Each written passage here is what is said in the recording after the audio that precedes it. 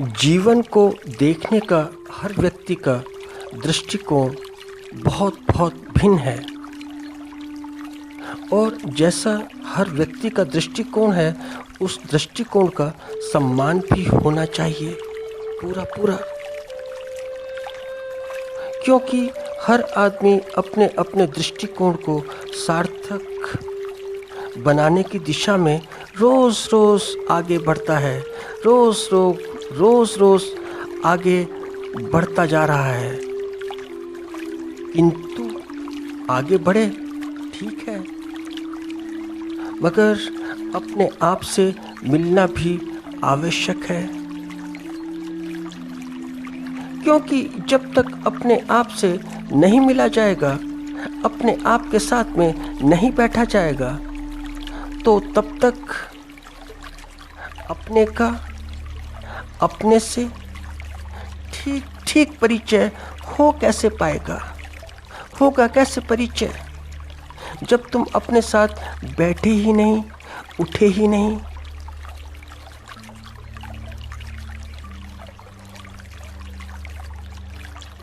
और ऐसा बड़ा मुश्किल है कि कोई अपने साथ अपना परिचय ना करे। अब तुम्हारा अपने साथ ही अपना परिचय कुछ नहीं, अपने साथ ही तो दूसरों को दूसरे परिचय ही दोगे, दूसरे बाहर के जीवन के बाहर के, मगर वह जीवन का परिचय नहीं, उसे तुम जीवन का परिचय नहीं कह सकते हो जो तुम परिचय बाहर देते हो।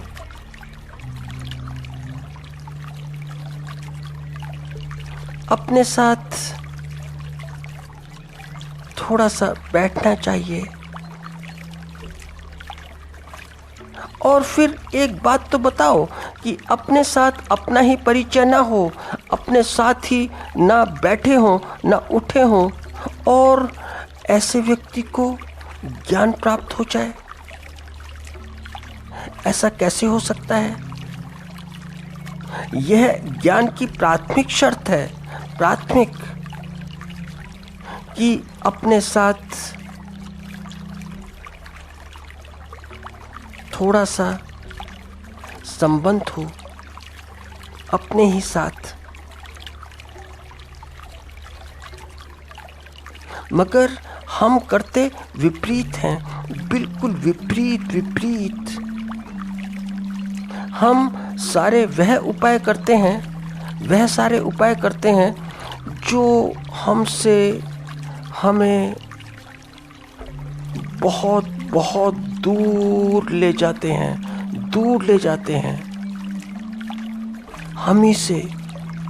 फिर ये उपाय कोई भी क्यों ना हो, कैसे भी क्यों ना हो, बाजार के हों या अपने घर के या समाज के या धार्मिक उपाय हों, कोई भी हो, कैसे भी हो, ये सब हमें हमसे दूर लेकर जाते हैं, क्योंकि जीवन एक प्रश्न है। क्योंकि जीवन एक प्रश्न है तो तुम भी एक प्रश्न हो, हम सब एक प्रश्न, और क्या।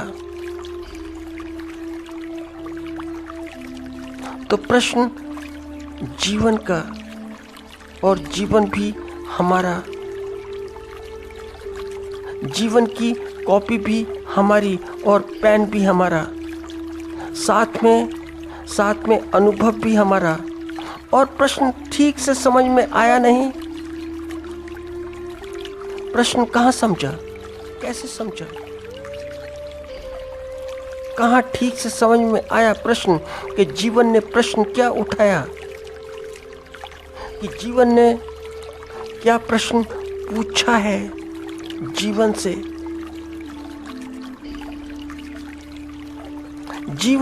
जीवन से प्रश्न पूछता है, मगर वह प्रश्न हम सुनी सुनाई बातों के ऊपर छोड़ देते हैं। हम ऐसे प्रश्न छोड़ देते हैं।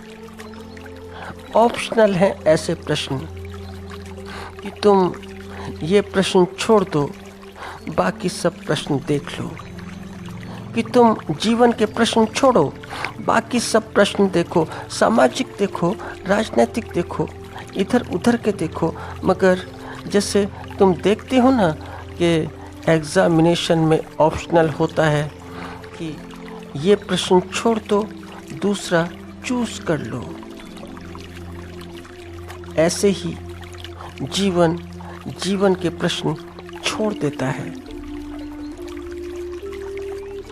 तो प्रसिद्ध दार्शनिक सुकरात,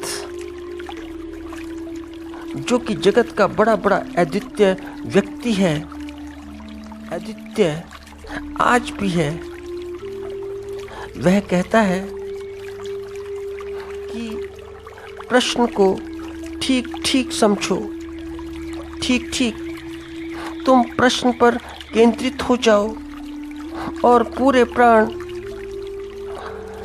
जो तुम्हारा प्रश्न है वहीं पर टिकाओ, तो ही प्रश्न समझ में आ सकता है, तो ही प्रश्न को समझ सकते हो। तुम पहले प्रश्न को तो समझो। मगर एक हम हैं कि उत्तर की परवाह करते हैं, आंसर की, कि आंसर क्या होगा। हम आंसर देने में बड़े उत्सुक हैं, उत्तर देने में उत्सुक हैं।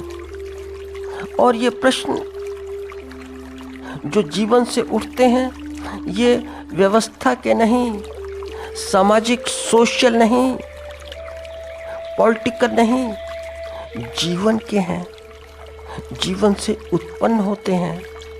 तो जो प्रश्न जीवन से उत्पन्न होते हैं, जीवन के प्रश्न बड़े जीवंत होते हैं, बहुत जीवित होते हैं।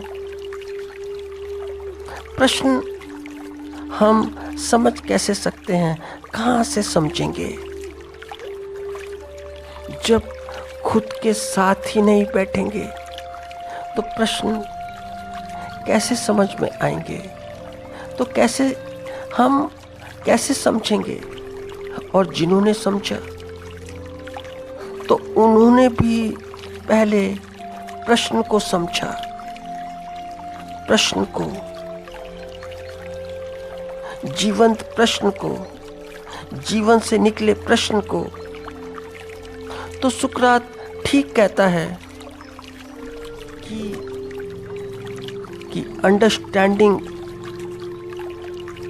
understanding a question is half an answer.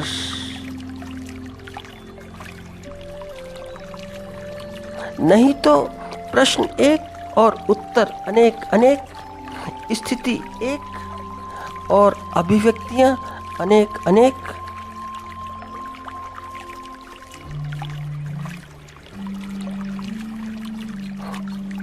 ऐसा हुआ कि कुछ मित्र थे, उनकी शादियां एक साथ हुई, एक साथ।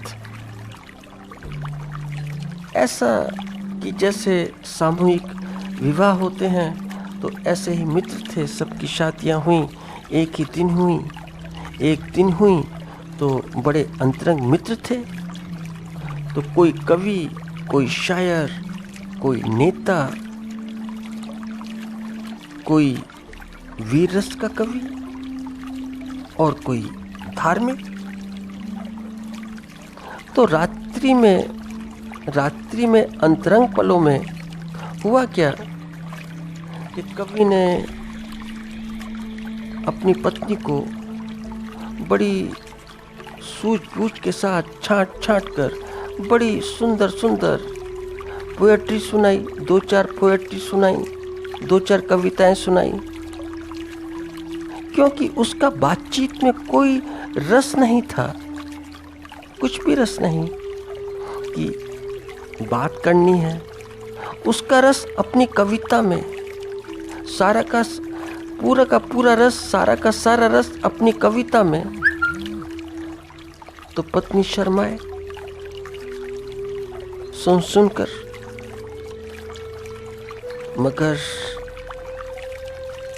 मगर पति को बहुत बुरा लगा और पति रूठ कर बैठ गया। काफी देर तक नहीं बोला। तो पत्नी ने पूछा कि हुआ क्या, आप चुप क्यों हो गए? अभी तो कविता सुनाते थे, अब आप चुप हो गए। तो कवि जी बोले कि मैंने इतनी अच्छी अच्छी कविता सुनाई, ताली क्यों नहीं बजाई तुमने? मेरी कविता हो और कोई ताली ना बजाए तो इससे अधिक अपमानजनक और क्या हो सकता है? मैंने इतनी अच्छी अच्छी कविताएं सुनाई और तुम चुपचाप। ऐसी कवि की धारणा है। और उधर नेताजी भी पूरी रात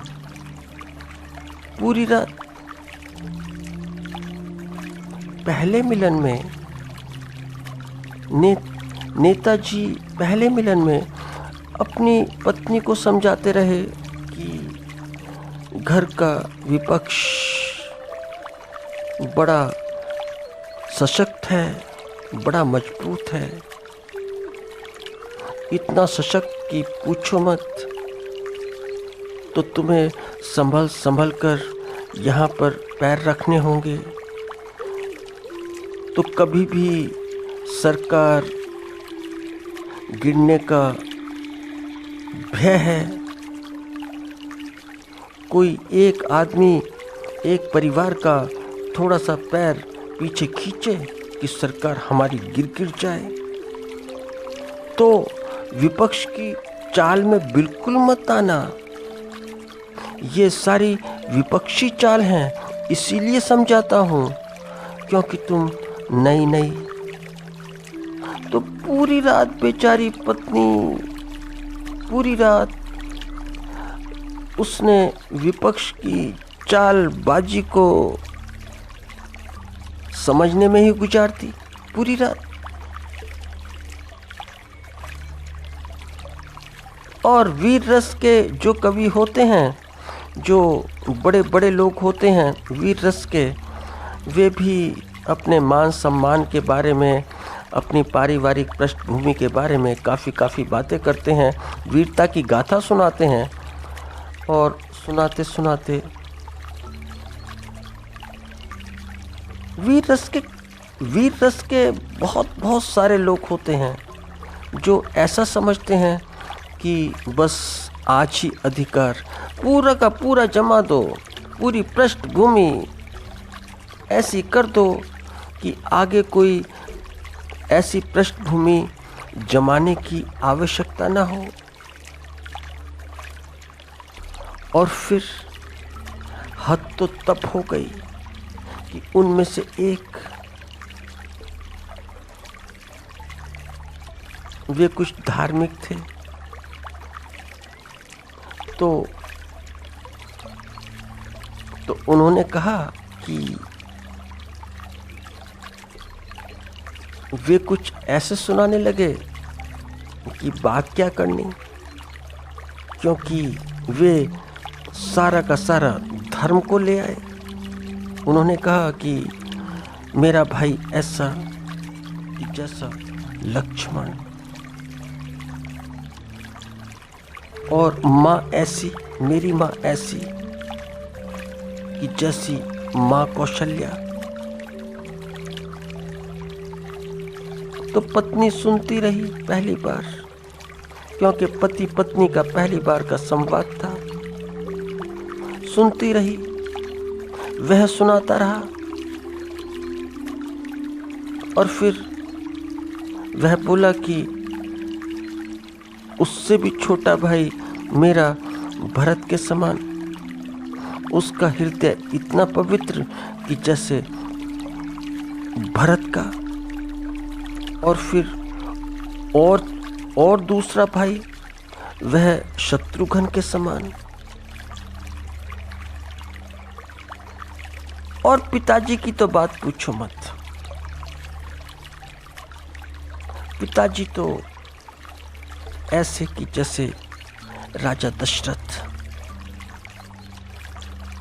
तो जब इतनी देर हो गई तो पत्नी ने कहा, तो पत्नी बोली कि आर्यपुत्र एक बात तो बताओ, मैंने माता तो देख ली, आपकी दूसरी माताओं का तो कोई दर्शन लाभ नहीं हुआ, वे दूसरी माताएं कहाँ हैं?